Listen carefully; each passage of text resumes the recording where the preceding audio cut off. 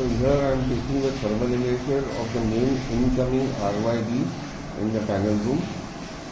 As you can see, the Y phase has got a higher temperature as compared to the red and blue phase, which is an indication of an imbalance in the three-phase system. I can save this and capture this image. And I just it is saved. I can scan the entire panel room.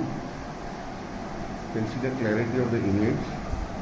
Now this is not actually a hot spot, it's a shiny surface which is actually showing me as a hot spot in the energy meter.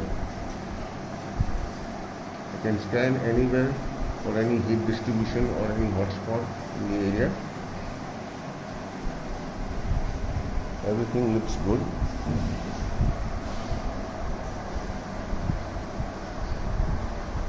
The above cables, none of the cables are getting heated up except the bottom one cable is getting heated up, means it's carrying a much higher current load. It is over its current carrying capacity.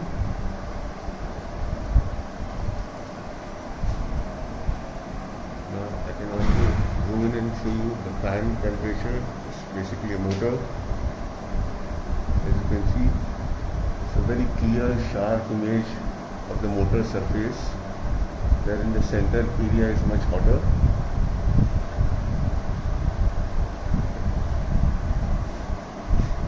I can also show you the tube light. In the tube light, as you can see, in the center where there is a ballast or a driver of the LED, the driver is creating more heat.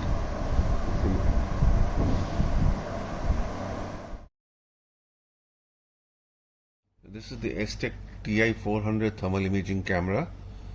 As you can see, it has a pixel resolution of 384 by 288 pixel resolution detectors.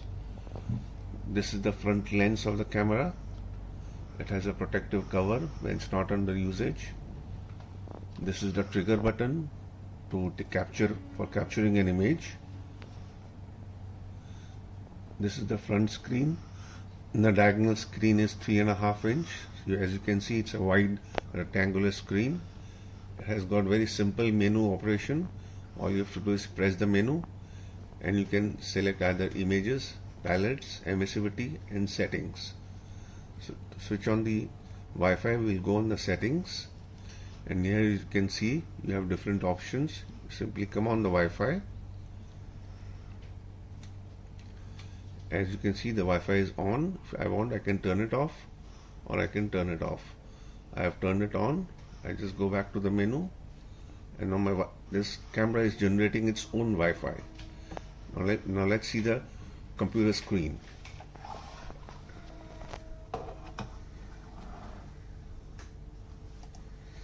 And here you can see this thermal camera Wi-Fi is there. I'm connecting to the Wi-Fi of the camera, and I type in its IP.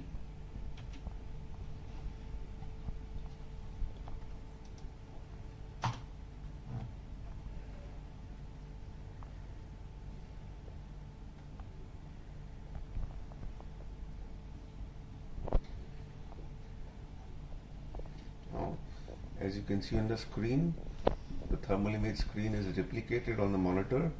As I keep moving the thermal camera, so is my image also moving.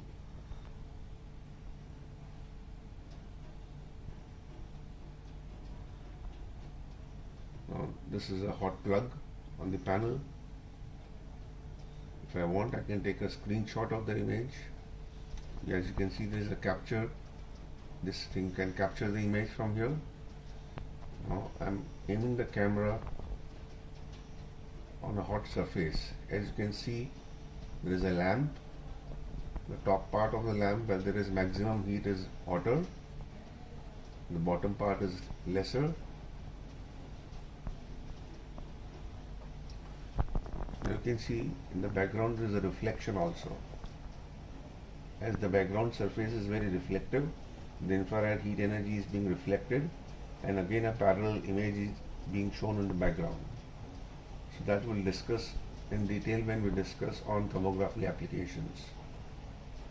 Now here the stored images, previously what we had stored inside the panel room, can be downloaded over here.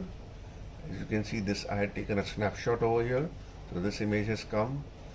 In the panel room we had seen one of the cable was more hotter than the rest, overloaded cable. This image is there. This is of the same cable. This is of the electronic ballast of a tube light or a driver. This is the motor, fan motor temperature. As you can see, it's a very sharp, clear image. The center is more hotter, and as you go towards the circumference, the heat energy decreases. As you can see, this is R, Y, B. The Y phase is at 33.3 degrees as compared to the ambient of 29.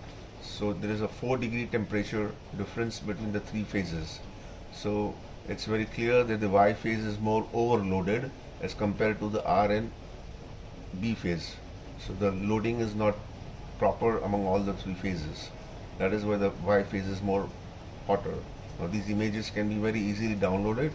Just click on the button and here you see this image is being saved as a JPEG.